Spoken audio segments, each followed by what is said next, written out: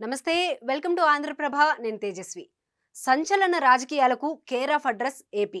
Notification రాకముందే politics అనూహ్య మలుపులు తిరుగుతున్నాయి. ప్రముఖ రాజకీయ వ్యూహకర్త ప్రశాంత్ కిషోర్ టీడీపీ అధినేత చంద్రబాబుతో సమావేశం అవ్వడం హాట్ టాపిక్ గా మారింది. హైదరాబాద్ నుంచి ఒకే విమానంలో లోకేష్, ప్రశాంత్ కిషోర్ గన్నవరంకు చేరుకున్నారు. అనంతరం ఇద్దరూ కలిసి ఒకే కారులో ఉండవల్లికి వెళ్లారు.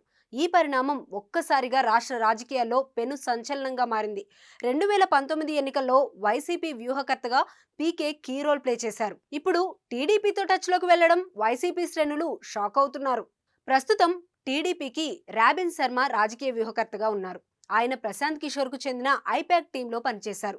తర్వాత సొంత సంస్థ పెట్టుకున్నారు. ఇప్పుడు చంద్రబాబుతో భేటీలో పీకేతో పాటు రాబిన్ కూడా పాల్గొనడం ఆసక్తికరంగా మారింది. అయితే ప్రశాంత్ కిషోర్ వచ్చే ఎన్నికల్లో టీడీపీ కోసం పనిచేస్తారా, సలహాలు ఇస్తారా అనేది తెలియాల్సి ఉంది.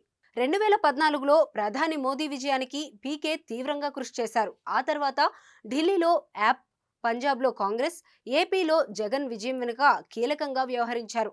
2019 ఎన్నికల ముందే జగన్ ప్రశాంత్ కిషోర్తో ఒప్పందం చేసుకున్నారు.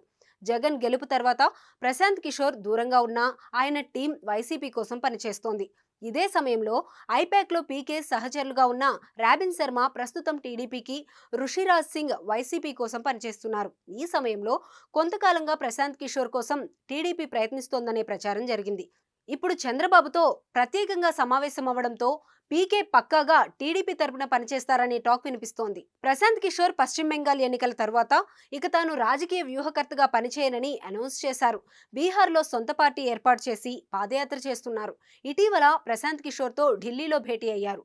తమ పార్టీకి వ్యూహకర్తగా పనిచేయకపోయినా రాజకీయ సలహాదారుగా వ్యవహరించాలని కోరారు. ఒకసారి చంద్రబాబుతో సమావేశానికి రావాలని ఆహ్వానించారు. ఈ మేరకు ఇప్పుడు ప్రశాంత్ కిషోర్ తాడేపల్లి చేరుకుని రాష్ట్ర రాజకీయాలు, ఎన్నికల వ్యూహాలపై చర్చించినట్లు తెలుస్తోంది.